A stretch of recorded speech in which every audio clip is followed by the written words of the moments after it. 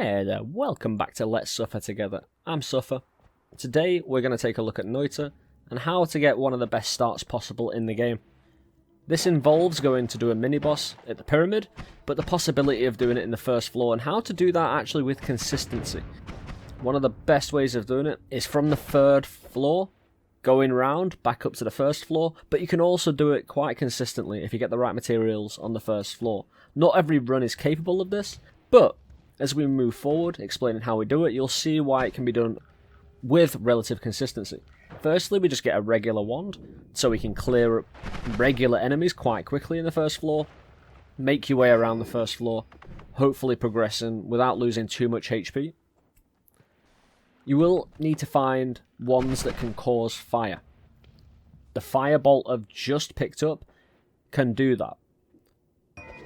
What you'll be looking for more than anything, and you'll realise how lucky I get in this particular run, is a fire potion. It has one of the best effects for allowing this method to have consistency. You'll want to be heading to the pyramid, which involves putting a notch in the right hand wall here, so you can actually use the amount of levitation you have to make it up to the top. If you don't have a notch in the wall, it's incredibly difficult to get to the top there. Also, if you on the way, if you want extra HP at the cost of giving the boss fight extra HP itself, it does make the boss fight more difficult and more aggressive, but I would recommend it. If you're having trouble traveling down the biomes in the first place, you want to spend more time in each of the biomes so more HP will allow you to be able to do that to get to the boss in the first place. Especially with this method, having a great wand before the first floor has even ended.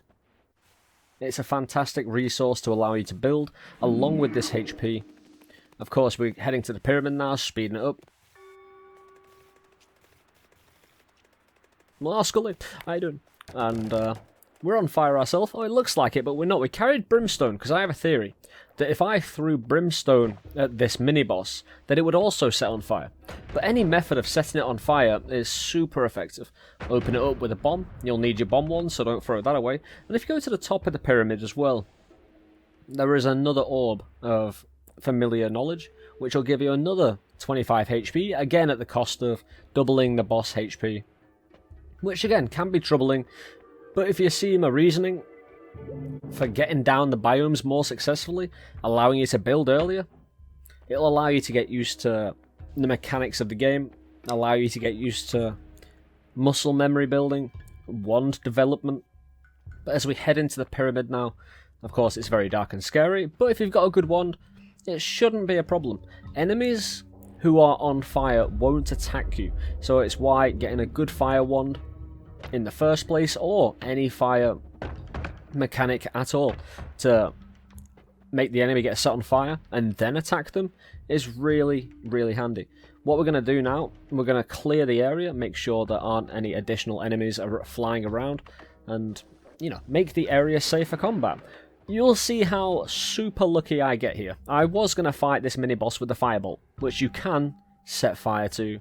If it opens up and shows you its insides, you can launch a firebolt inside it and it'll get set on fire. We tried to catch that because I thought it was a fire flask. A lava flask would work as well, but we didn't want to pick that potion up. But he fires a fire flask at me, and you're going to see exactly how effective this is once we get started on this boss fight. We just want to make him head downwards so he's not going to be a part of this fight. He throws another fire flask at me. I don't need to, my friend. So we don't need to use the brimstone, we don't need to use the firebolts. I could have potentially used the firebolt. I have not proved the brimstone thrown at the mini-boss when it's open works, but it's certainly something I'd love to try. Potions thrown from the potion thrower, they're more pressured, they fire further. As you see now, we set it on fire really easily. It's so flammable.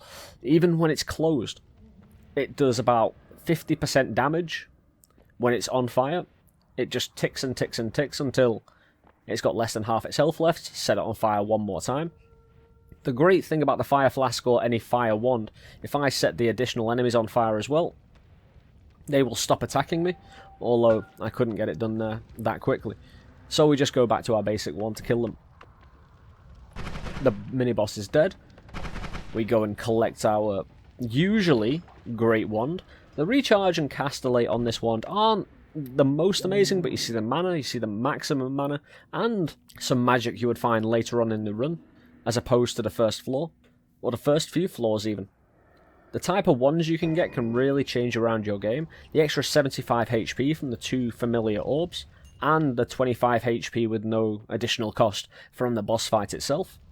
It's perfect to start a run. You can get it done from the first floor. Again, you can go to the 3rd floor, loop back up to the 1st floor, and get it done that way. But I hope that helps. Thank you for watching. I've been Suffer of Let's Suffer Together.